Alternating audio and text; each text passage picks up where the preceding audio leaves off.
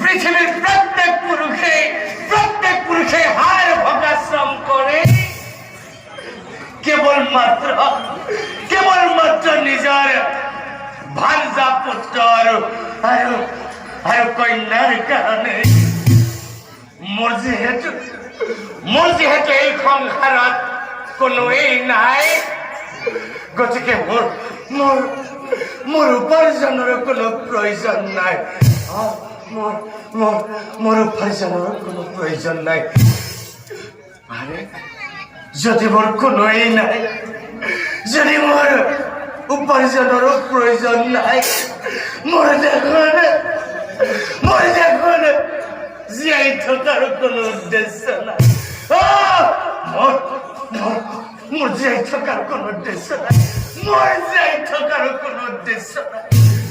শিবলি বিৰহৰি মন্দিৰ আত্মহত্যা কৰিম বুলি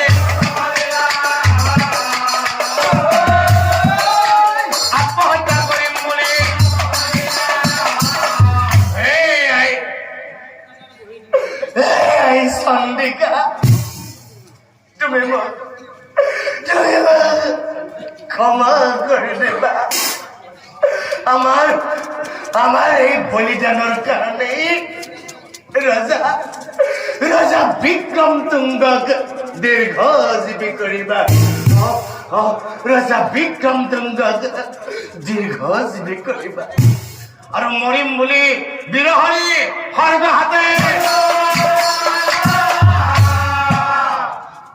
থাপ মারি চন্দিকায়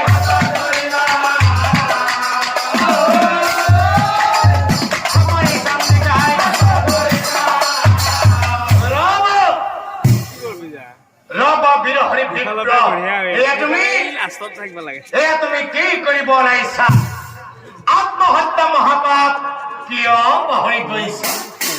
আচলতে আমি তোমাৰ প্ৰমাণহে চালো। তোমাৰ সাহস আৰু বীৰত্বত মুগ্ধ হৈছো মই। কি ভয় লাগে তুমি কোৱা অতিক্ষণ? কি ভয় লাগে তুমি কোৱা অতিক্ষণ? আৰু তেতিয়া বিৰহী বিপ্ৰয় দেৱীক প্ৰণামী কৰিছিল। মোৰ ভগৱান তুল্য ৰজা বিক্ৰম তুংগ দীৰ্ঘজীৱী কৰা আৰু মোৰ পৰিচয় হৈ যোৱা ভাৰ্যা পুত্ৰ কন্যাৰ জীৱন দান কৰা। তথাস্তু এই লগে লগে তিনিজন উঠি বিৰহৰিক সহায় দেবে।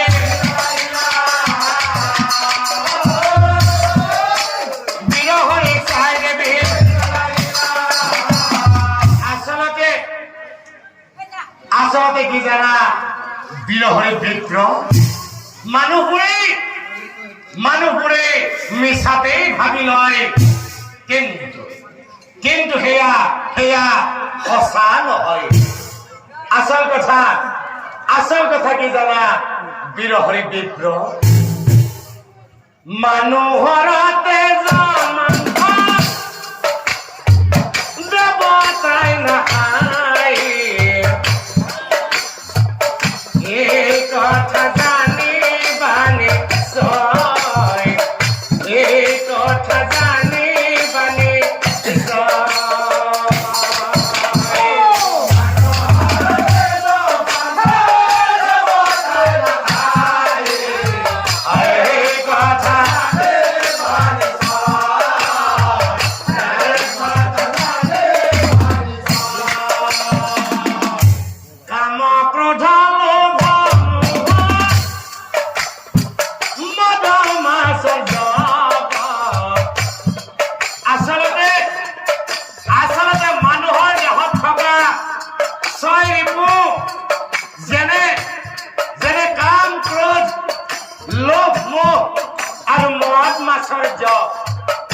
এই ছয় ৰিপুকে মানুহে বলিদান কৰিব লাগে।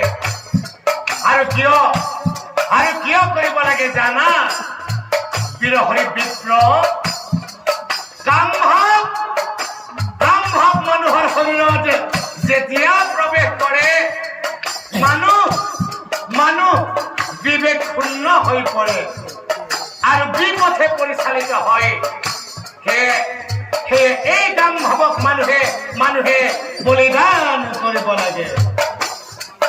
ক্ৰোধ মানে হল খং, ধুমুহাৰ নিচিনা হৈ যোৱাৰ পিছতহে গম পায় যে কিমান ক্ষতি হল।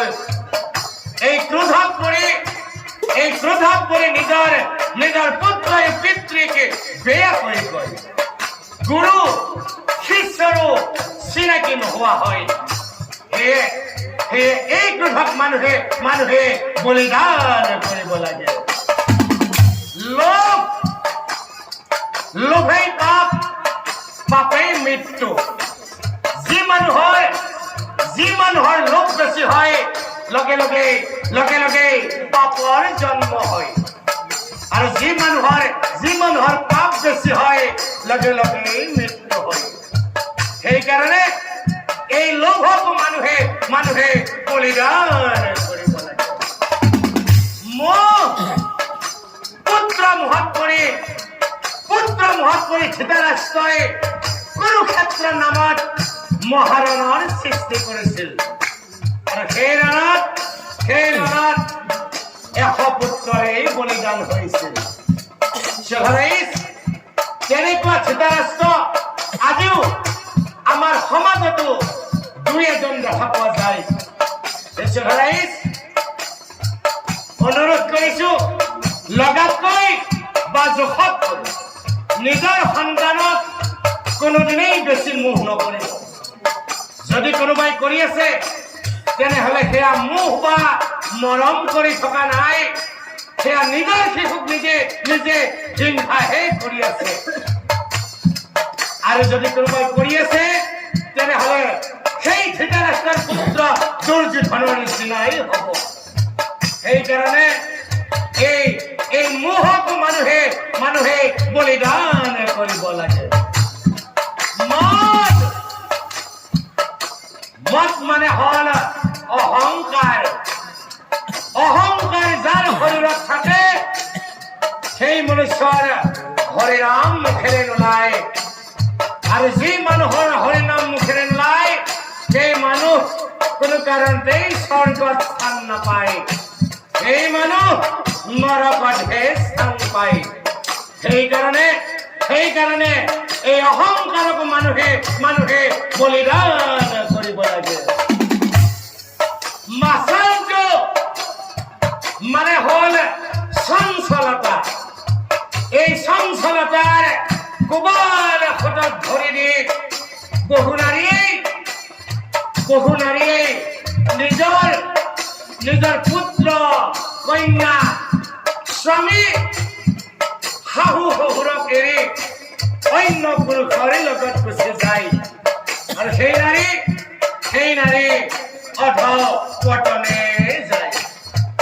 আচলতে অকল নাৰীয়েই নহয়, পুৰুষৰ মাজতো দেখা যায় যিয়ে এই চঞ্চলতাৰ বলি হৈছে অতি সোনকালে অধঃপতনেই হৈছে। সেইকাৰণে কৈছো বিৰহী বিক্ৰম